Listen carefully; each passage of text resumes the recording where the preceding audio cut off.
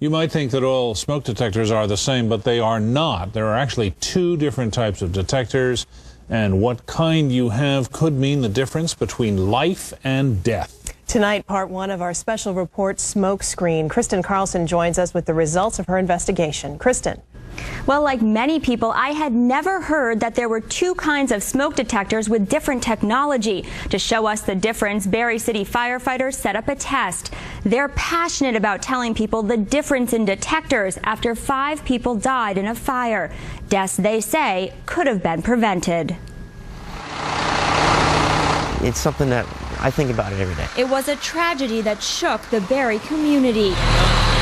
2 years ago, just before Christmas, a family of 5 died in a fire. Kimberly Stoltz Foster and her 4 children. It was devastating. Grief and pain that gave way to questions.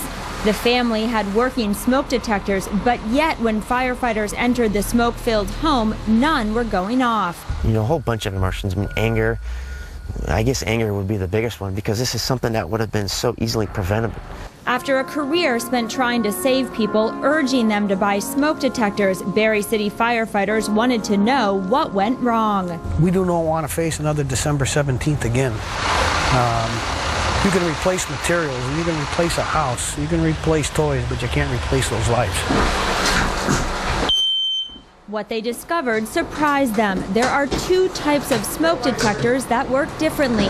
One is known as ionization, the other photoelectric. So in an open flaming fire, the ionization detectors go off quicker. In a smoldering fire, the photoelectric detectors go off quicker. It's something few people know about. Most homes, more than 90%, have ionization detectors. That's the kind the Stoltz Foster family had in their Barre home. To show Channel 3 how they work, Barre City firefighters put the detectors to the test. There's actually 2 ionization detectors up here, so we're kind of stacking the odds in favor of the ionizations. To see what detector will go off first, they install a photoelectric detector, a combination photoelectric and ionization detector, and also ionization detectors. They've placed sets in the room where the fire will be started and also in the next room. We're going to be using this soldering iron right here. Firefighters start a slow burning fire, similar to what happens during an electrical short circuit or if a cigarette is left burning. Smoldering fires often burn for hours while victims sleep, making them the leading cause of fire-related deaths in the country. Definitely smells like smoke now. And that's why there's so many fatalities at night versus day, because during the daytime when you're awake, you can smell the smoke, you can take care of the problem because you're alerted to it. At nighttime, the only way you have any chance of being alerted to it is those things right there. Investigators say a candle or cigarette left burning likely caused that deadly fire in Barre. I invite you to continue praying for them. Their loss is unspeakable. At the family's funeral, hundreds mourned, but also taking it hard, Barre City Fire Chief Peter John. All these people that perished were relatives of mine, so it had a double whammy effect on the department. A personal tragedy that convinced these firefighters about the importance of having both types of detectors, but would the test convince us? 19 minutes exactly for the first one to go off. 19 minutes in, the first detector goes off. The first one to go off was the photoelectric. At this point, the room is beginning to fill with dangerous levels of carbon monoxide. This is showing about 19 parts per million. Right now, this is measuring carbon monoxide. So at this point, we need to get our gear on. Need to have something to breathe. With breathing equipment, we wait, but not for long. There you go. At 23 minutes, the combination photoelectric and ionization detector sounds off. Then 2 minutes later, another alarm. 25 minutes, and that's the photoelectric in the room further away. But so far, no ionization has gone off. Not a single one. Their results firefighters are expecting because of how the detectors are designed to work. Ionization detectors use a current that is better at detecting fast flaming fires with smaller combustion particles. Photoelectric detectors use a beam of light, so when smoke hits it, the light is scattered, triggering the alarm faster. And at this point, it'd be dangerous to be in here. It would be. It would be very dangerous, especially if you're asleep, because you're not going to wake up. Without the oxygen mask, the carbon monoxide in this room would poison us, making us disoriented, and after a long exposure, it would be deadly. The combination detector in the room further away goes off at 31 minutes. Still no ionization. Still no ionization have gone off. And in this room right here, we're looking at 80, 90 parts per million of carbon monoxide. So about 35 minutes into the test, the smoke is very visible in this room, but still none of the ionization alarms have gone off. We'd have to wait 42 minutes for the first ionization detector to go off. I think it might surprise some people that in a room this smoky, it took 42 minutes for one to go off. Exactly. It amazed us, you know, and this is why it's so important to us to get this message out. Berry City firefighters recommend people buy combination photoelectric and ionization detectors, and they're not alone. The manufacturer of ionization detectors says for maximum protection, you really should have both technologies.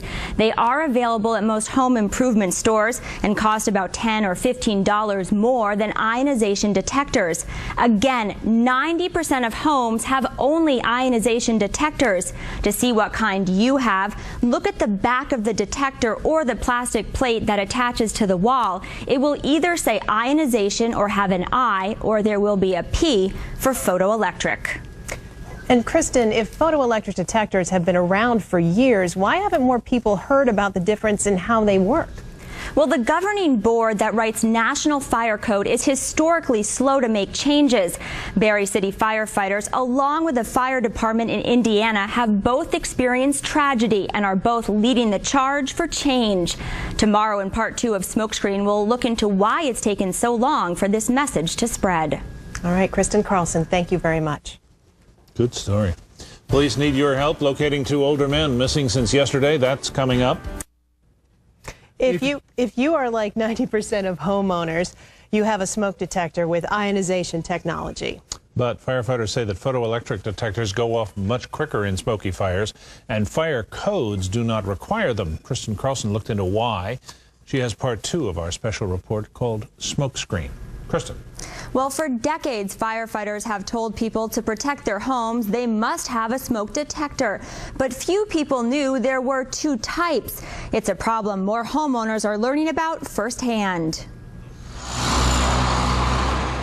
Rudy Polly is lucky to be alive. This was really serious. Last week, Polly woke up in the middle of the night thinking a streetlight had disturbed his sleep, but then what he saw in his bedroom shocked him. It looked like there was smoke there. I said, this doesn't look right. I got up, and the house was full of smoke. It did cross my mind, why isn't the smoke detector working? Polly escaped and called the Berry City Fire Department. Turns out his furnace was malfunctioning, spewing dangerous smoke throughout the house. But he could not understand why his operating smoke detectors did not give him the warning he was counting on. Boy, I thought I was protected, and I really wasn't. And was this area smoky? Oh, total smoke. Total smoke. And that wasn't going off? That wasn't going off. It was puzzling to Polly, but not to Berry City firefighters. They learned firsthand about a difference in smoke detector technology 2 years ago when a mother and her 4 children died in a fire. The Stoltz Foster family, like Rudy Polly and 90% of homeowners, relied on an ionization detector. It's designed to go off quickly in fast-flaming fires, but tests have shown it does not respond as well to slow-burning smoky fires. Instead, a detector with photoelectric technology sounds the alarm faster in a smoldering fire. I went home the day I heard about this, checked them, and went right out and bought some photoelectrics because you just can't play with your kids' lives and your family's life. And what we're going to do is just wait and see what happens. Berry City firefighters conducted a detector test for Channel 3. They lit a smoldering fire, like one sparked by a lit cigarette or electrical problem, to see which alarm would sound off.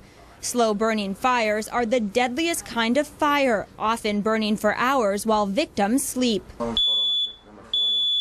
first one to go off was the photoelectric. They've done this test half a dozen times with the same results. The photoelectric detector beats the ionization detector by at least 20 minutes. Precious time that could mean the difference between life and death. You know, we can do it time and time and time and time and time again. they're not the same. They're different.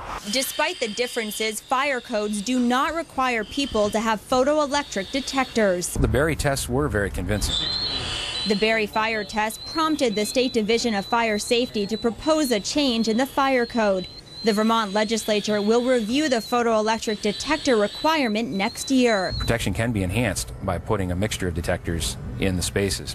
And I suspect that in the future, the fire code may require that. The National Fire Protection Association is also considering changing its code, but that could take years. The message about the difference in detectors has been slow to spread, in part because not everyone is convinced. Certainly their work was very valuable, and it spurred our discussion and our thinking on the subject. But in order for the codes to be changed on a national level, there needs to be a bit more scientific research. This is the one that the fire department installed. Rudy Polly doesn't need scientific research. He now relies on a combination photoelectric ionization detector. Do you feel safer knowing now this is here? Yes, I do. Barrie City firefighters say in the past 2 years, they've responded to 6 other smoldering fires where the ionization detectors did not go off. So far, none have been deadly, but they worry it's only a matter of time. This issue is getting more attention. Just a week ago, the International Association of Fire Chiefs endorsed using combination photoelectric ionization detectors. And 2 of the Barrie City firefighters very involved in this, Russell Ash and Matt Seaton, are now part of a new committee with the National Fire Protection Association looking into the detector issue. But both say any change in fire codes will take time. So for now, it's up to homeowners to decide how best to protect themselves.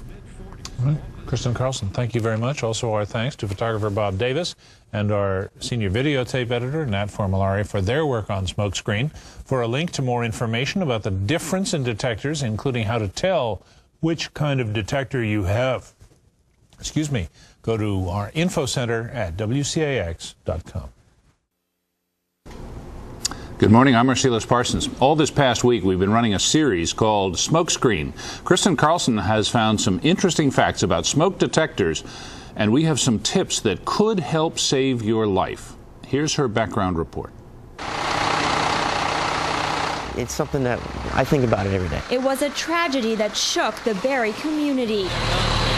2 years ago, just before Christmas, a family of 5 died in a fire. Kimberly Stoltz Foster and her 4 children. It was devastating. Grief and pain that gave way to questions. The family had working smoke detectors, but yet when firefighters entered the smoke-filled home, none were going off. You know, a whole bunch of emotions. I mean, anger. I guess anger would be the biggest one because this is something that would have been so easily preventable. After a career spent trying to save people, urging them to buy smoke detectors, Barrie City firefighters wanted to know what went wrong. We do not want to face another December 17th again. You can replace materials, you can replace a house, you can replace toys, but you can't replace those lives. What they discovered surprised them. There are 2 types of smoke detectors that work differently. One is known as ionization, the other photoelectric. So in an open flaming fire, the ionization detectors go off quicker. In a smoldering fire, the photoelectric detectors go off quicker. It's something few people know about. Most homes, more than 90%, have ionization detectors. That's the kind the Stoltz Foster family had in their Barrie home. To show Channel 3 how they work, Barrie City firefighters put the detectors to the test. We're going to be using this soldering iron right here. Firefighters start a slow burning fire, similar to what happens during an electrical short circuit or if a cigarette is left burning. Smoldering fires often burn for hours while victims sleep, making them the leading cause of fire-related deaths in the country. 19 minutes exactly for the first one to go off. 19 minutes in, the first detector goes off. The first one to go off was the photoelectric. The combination detector in the room further away goes off at 31 minutes. Still no ionization. Still no ionization has gone off. And in this room right here, we're looking at 90 parts per million of carbon monoxide. We'll talk more about the difference in detectors on this edition of You Can Quote Me.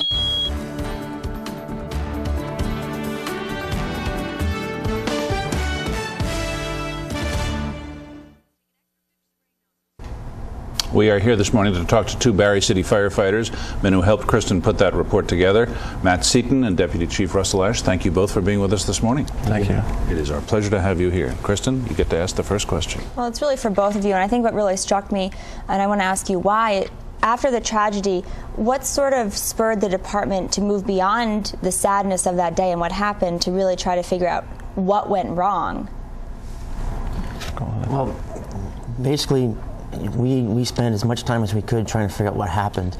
We had an apartment fire with so many fatalities with working smoke alarms.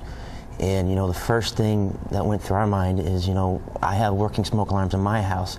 If this can happen here, it certainly could happen at my house. And you know, nobody wants to see that, and we certainly don't want to see it again.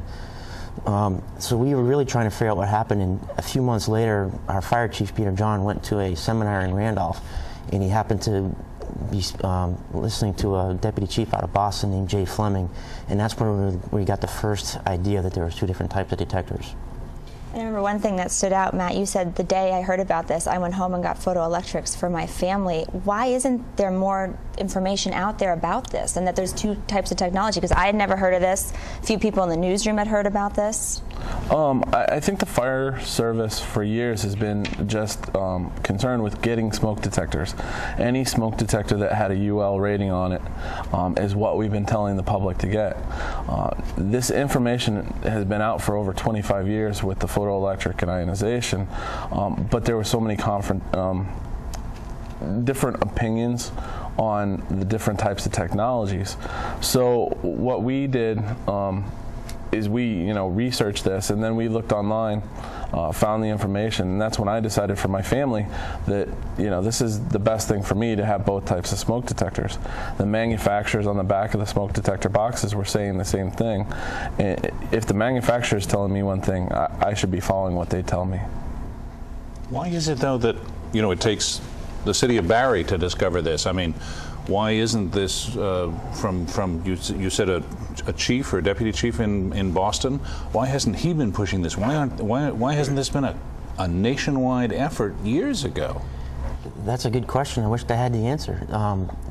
Jay Fleming, deputy chief in Boston, has been working on this a whole lot longer than we have, and he's making some pretty good progress and headway in the city of Boston.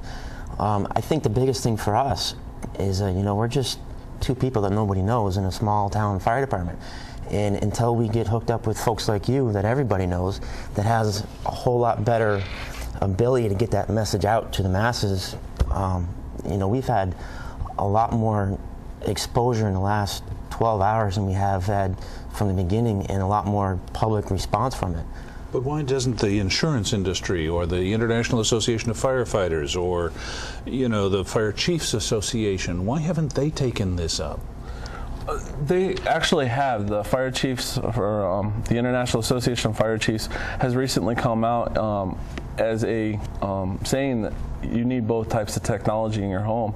Other organizations, the U.S. Fire Administrations, within the last couple months, has finally come out and said the same thing, that you need both types of technology in your home. These organizations are slowly changing.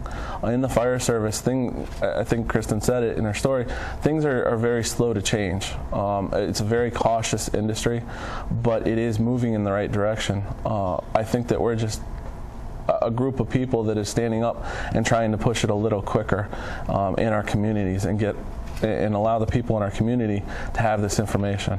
And I think, in addition, that personal tragedy that the chief, Peter John, was related to this family who died certainly spurred you guys forward on this. Do you think if that family had had a combination detector, which is now what you encourage folks to have, a combination ionization photoelectric, do you think the outcome might have been different? There's no doubt in my mind that we wouldn't be sitting here talking about this today. They'd all be in school today, and it never would have happened. There's not a doubt in my mind. Same thing. Yeah. I believe strongly that had they had an early warning, they would have been able to get out. There may have been, injuries sustained. They may have been sick, but I think 4 children and a mother might have had a chance. Is it a cost issue? What's the difference? You've got some here. Yeah, we brought a couple smoke detectors. We have a combination photoelectric ionization. Usually on the market you'll find them for about $30. For a combination? For the combination. It has both types of technology built into the same smoke detector. Battery is the same. Usually it lasts about 10 years. Whereas a standalone photoelectric right here, and Kristen had talked about the P being the identifier, either a P or it saying photoelectric. I purchased this one for $12. Then we have what's a photoelectric and a combination CO detector. So it has the CO detector built in with the photoelectric technology. There's so many out there on the market today. This one's about a $50 smoke detector, $12, and then your just ionization combination was $30. Your standalone ionizations you can usually buy for about $5 to $6 at the store. A lot of people think that they can go into a store and buy, $5 smoke detectors and they're better protected. Whereas if they go in and buy, 4 or 5 ionization photoelectric combinations, obviously this is giving you the best protection possible for your family. Are these readily available for folks to go into home improvement stores and find them? It's hit or miss depending on where you go to. Some department stores, the answer is no. The only ones that you have is the ionizations, and I think it has everything to do with just finances. If you have a $5 detector sitting next to a $20 detector, and the person buying it doesn't know any better, everybody's going to buy the cheaper one. So the other ones are going to stay on the shelf. When we first learned about this, we went out and bought those detectors. Those are the only ones available. The first one I bought was $55. It does everything but parks my car. And it's a whole lot more than what I needed, but at the time that was all that was available. But now a photoelectric could be like $15 if you just get a standalone, right? Yeah, the $12. For me, I wasn't willing to go out and buy 5 combination smoke detectors. I had ionization in my house, so what I went out and did was bought 5 of the photoelectrics, the standalone, for $12, and I actually put them on the wall right next to my ionization. You still have the same protection because now you're protecting with the photoelectric and the ionization technology. The one thing that keep in mind is now I have to change twice as many batteries each time the time changes. And just quickly, where should folks install the detectors? Hallways outside the bedrooms, inside the bedrooms, common areas, living rooms are good places. Kitchens have notoriously been tough locations to put smoke alarms because of the burnt food. They create what they call nuisance alarms. Burnt food causes the alarms to go off. They take the batteries out, they forget about it. But hallways outside the bedrooms, the most important place. If you can add only one place to put them would be in the sleeping area. One of the things with, like he was saying, kitchens being notorious, is that if you use a photoelectric smoke detector in a kitchen, you're much less likely to get nuisance alarms because it's been proven that burning toast, if you burn toast, most likely your ionization smoke detector is going to go off because it's detecting the products of combustion. It's not actually seeing the smoke. So if you're going to have a smoke detector in a kitchen or near a kitchen, you want it to be a photoelectric. And one of the things the test you did for us showed was like an over 20-minute delay between when the first photoelectric went off and the ionization. Talk to me about the reverse, though. If we have a fast flaming fire, what's the time delay between when an ionization will sound and a photoelectric? Well, there's no guarantees about how it's going to happen, but we've done the same test, just the opposite like you're talking about. And what we found is that the ionizations in an open flaming fire went off roughly 30 seconds, quicker than the photoelectrics. 30 seconds isn't a lot of time, but as we know, fire doubles in size every 30 seconds. And if it's in the middle of the night when you have to get your family up and out of the bed and out of the house, 30 seconds might be just what you need. So it's not a question of just going with one or the other, it's a question of time. If the ionizations go off quicker for a flaming fire, then I want that protection too. Still, it's pretty alarming, that 30 seconds difference versus a over 20-minute difference, depending on the test. You're both professional firefighters, you're in the fire service. What about, do we need a law or municipal regulations, or does the city's building code need to be changed to, let's say, encourage, but frankly force people to put in more appropriate fire detection systems?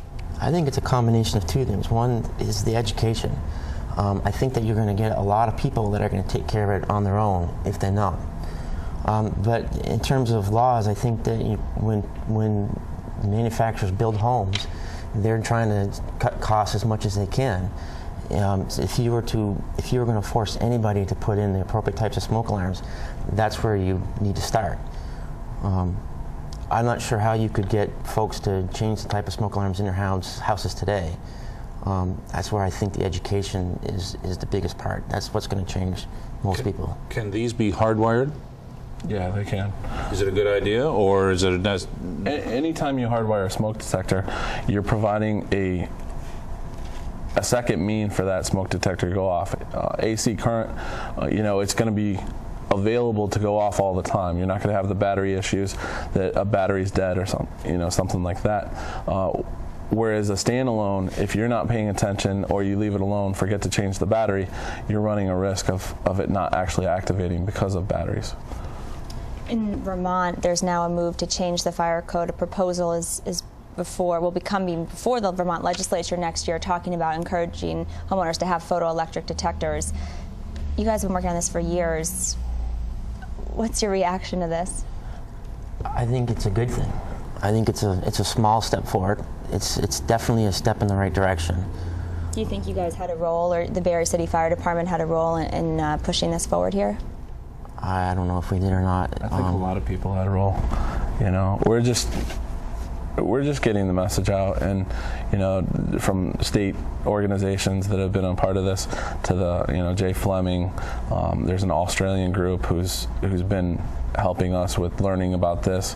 There are so many people that have been a part of this that if we've had a part in it, then we're pretty proud about that. But there's also a move in some areas, particularly in the state of New York, and I know that at least 2 towns, I know Hartford does in Vermont, and I think Montpelier does, require a sprinkler system in new construction. Mm-hmm. Is that perhaps solve some of the problem instead? Are there detectors in those sprinkler systems that will detect smoke, or do they just put down flames? Yeah, those go off because of the heat, where these are actually detecting the smoke. The two work together. These are going to provide you the early warning that there's something going on. The sprinkler system is going to put the fire out or keep it in check. Clearly, the two together is the best that you could absolutely do. And those communities that have done that, kudos to them. They're fighting the same problems, coming at it kind of different directions. Conducting the test with Kristen, we actually had 2 smoke detectors that never did activate, 2 ionization smoke detectors that were in a far room. Well over an hour and 15 minutes. Now, if you're asleep and you don't wake up to that atmosphere, it could be another hour or 2 before your actual sprinklers go off. If you haven't waken up because of the smoke, you could be extremely sick because of all that CO in the room, the carbon monoxide. So early warning, sprinklers will save your life, definitely. Yep. But the early warning to get out and not be exposed to those toxic fumes is extremely important. I used to be a volunteer fireman, and I always heard that sprinklers save buildings, detectors save lives. Is that no longer true, or is that just sort of an old wives' tale? I think that it is true, but I think that each smoke will kill you first. Absolutely. If you, in a smoldering fire, which is what we're talking about with the photoelectrics, you could fill that house or that building full of smoke so that you can't see, and those sprinklers aren't going to do anything for you. Until the heat builds up enough in order to pop a head or 2, those sprinklers aren't going to do anything. The detectors are going to alert you early on in the problem so that you can get out and potentially take care of the problem. When the first detectors went off in our test, we were talking about a very, very, very small problem that may or may not have required the help of the fire department. By the time those ionizations went off, the situation was a lot different. Then it was near tragedy. It was near tragedy. Yeah, I remember one of the other members of the department was holding the CO detector and sort of telling us where the levels were at. And those levels, Matt, you were sort of explaining to me that would have disoriented us. Possibly we wouldn't have woken up without our breathing equipment. Yeah, exactly. You're going to wake up disoriented. You're going to be sick. you may be able to get yourself out, but if you have 2 kids upstairs or a family member that you need to get out, are you going to be in the right mind to be able to get that person safely out of a home? It's a no-brainer. I mean, I want to wake up as soon as possible. I want to be able to get my 2 children out of the house as quick as possible and be able to get myself out. Let's continue this discussion with Matt Seaton and Russell Ash. We're going to take a short break for a commercial message. We'll be right back. We are talking to 2 members of the Barrie City Fire Department who are pushing a change in how we provide smoke detectors in our buildings, in our houses. Mr. Seaton, I think you wrote to me about, what, 18 months ago, a year and a half ago? I believe I did. We were trying to get this message out at that time, and yeah, I did. And I didn't answer. No. Well, you know, why? Because, I mean, we get a lot of email, but I mean, when you're trying to sell this message to other people, whether it's to builders or city officials or other firefighters even, what's the reaction you're getting? Oh, that's not a serious problem? When people see the story, they realize how serious this is. One of the problems is getting over that that hump that, oh, it's another smoke detector story. Every year this time, yeah, people remind us to buy smoke detectors, put smoke detectors up. We have a new message. We're telling you what type of smoke detector you need, not just go out and buy a smoke detector. So people sometimes don't put those 2 stories together. You know, they don't separate them. They think that we're just out there trying to say, oh, buy a smoke detector, whereas we're trying to tell you what type of smoke detector you need. So it's kind of changing the way we work. Do any of them think that you're just trying to make a buck by selling other smoke detectors? I don't believe so. We have no vested interest in the smoke detector, selling. We have been working on getting grants for our community to provide smoke detectors, combination smoke detectors. We've had fundraisers in our community. We're just trying to help the community as best as possible. Matt finally contacted me directly a couple weeks ago, and what resonated with me is I was at that fire that that family died in, and it just alarmed me. And you guys have done tests, and on their website, I don't know if you want to mention what it is, but they have the test, and they've done this several times. You can actually go to the Barrie City Fire Department's website and see what they've done. Nationally, though, the small city of Barrie could have some big impacts. Talk about the national change that could be happening. Nationally, we've had influence with other states, Utah, Indiana. We've been invited, myself and Russell, to be a part of the NFPA, National Fire Protection Agency, subcommittee for deciding on how smoke detectors will be tested in the future. It will play into UL and how Underwriters Laboratory will actually test and provide UL approvals to smoke detectors. It's just in the beginning stages. As you said, things kind of move slowly, but we're pretty proud to be a part of it and have a hand in maybe changing some things. When I looked into why things hadn't changed, one of the things I heard is that there needs to be more scientific research. You know, people said we applaud Barrie's efforts. They've done this test half a dozen times. They're raising awareness, but there needs to be more research. There's been quite a bit of scientific research. One of the problems is that fire is such a unpredictable, element. It changes all the time, so your scientific data may not be exactly the same every time. The National Institute of Standards and Technologies has done tests, and they have it posted on their website. The gentleman in Texas has done full-scale tests, and all the stuff that's come back from these tests is basically the same thing. That photoelectric smoke detectors will take 20 to 40 minutes longer to activate than an ionization smoke detector. Reverse. Oh, sorry. Will take 20 to 40 minutes shorter than the ionization to activate to a smoldering fire. So, I mean, the scientific evidence is always going to be disputed because there's no real. No. Well, I was just going to say, are you running into any kind of opposition, even in the fire service? We haven't had any opposition in the fire service. You know, the response we've had from the fire service has been the same response that we had ourselves. you know, we didn't know. For years and years, myself, I've been going into schools and preaching smoke detectors to everybody, and that's all I've been saying. And it goes without saying that any smoke detector is better than none. But now all of a sudden, we're realizing that that wasn't, you know, if you just arm somebody with that information, they're going to go out and buy the cheapest one they can, and they're going to buy as many as they can for the cheapest cost, and, you know, everybody will do that. I did the same thing myself. You start arming somebody with more factual information, you know, you start breaking it down into the type of detectors that they need and why they need them. All of a sudden, it almost feels like we've got to start all over again. And the reaction that we're getting from other fire departments has been the same. You know, if they knew, they'd have been saying the same thing we are. But other fire departments have had those same kind of tragedies you've had. You know, families caught in apartments, older buildings. It just seems strange that no one else seems to have pushed this issue in the last 10 years. I can't answer what's happened to other people. I know that, and even in our own circumstance, that we've found several instances where we've gone to a home since then where the detectors haven't gone off, clearly full of smoke, and now we know why. Where we've had other people tell us that it's because it's been a lack of maintenance. It's kind of like a catch-all phrase for detectors that don't work. Well, it must be a lack of maintenance, or and it's possible that's happened to us over the years. I'm not sure why. I'm not sure why it's taken this long.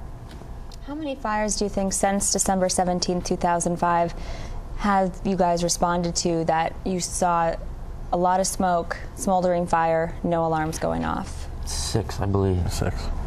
Really? That many? Yeah. And now that we're aware of the situation, it's eye-opening, because if I think back to in my career of all the other fires where somebody says that my smoke detector saved my life or my smoke detector went off, my house was full of smoke and it saved me, is if your smoke detector had gone off right when that smoke started, do you think you could have gotten out before this, you know, before it actually overcame you? Or, you know, because we save a lot of people that are just barely getting out of the house. You know, it's just something that you look back in your career and go, how many other fires did this actually have effect on? Just to broaden this out a tiny bit, this is Fire Protection Safety or Fire Safety Week. Do you think generally kids in schools are, you know, becoming more cognizant of the danger? Are we as residents, some of us in older homes, becoming more aware of the dangers that we sometimes face? I think in my experience with the kids that it's the kids, especially from when I do a group one year and then I see them again the next year, that they are very in tune with what we're saying. Stop, drop, and roll. Yeah, stop, drop, and roll. Meeting plan, meeting place, all those things. They're good, and you can see them each year getting better and better from what they remember from the year before. We're all busy. I'm not sure how much of that actually gets home, which is where it needs to be. It's real good for me to spend time with 11-year-old Johnny, but if 11-year-old Johnny doesn't spend that same time with his parents and do that at home, you know, when it happens for real, you know, that's where it needs to be done. Parents need to be able to go home with their kids and actually come up with an escape plan, come up with a meeting point where the kids are going to meet. These things, once you instill them in the child, you know, and you do have an emergency, the child should react, you know, the way they've been taught. Obviously, you know, variables, but you're hoping that once you've taught them, they're going to move in that right direction. They'll meet you where they're supposed to. Are adults generally complacent? Oh, that'll happen to somebody else, it won't happen to me? I don't know that it's actually that blatant about being complacent. I think it's just a matter of there's so much going on that it always seems to get put on the back burner. Well, I think with that, we ought to say to people, you know, if you have questions, talk to you guys at the Barrie City Fire Department. You'll be happy to answer their questions. Absolutely. Yeah. And maybe talk to their own fire departments about this. What's the bottom line recommendation? A combination smoke detector? Photoelectric and ionization technology. If that means that you buy just photoelectrics to supplement the ionizations that you have, or if that means you're going out and you're buying combination photoionization, the dual technology is what we're pushing, photoelectric and ionization. Okay. Russell Ash, Matt Seaton, thank you both for being with us this morning. I want to thank Kristen Carlson for joining in the questioning. If you have questions or comments, you can reach these firefighters at the Barrie City Fire Department.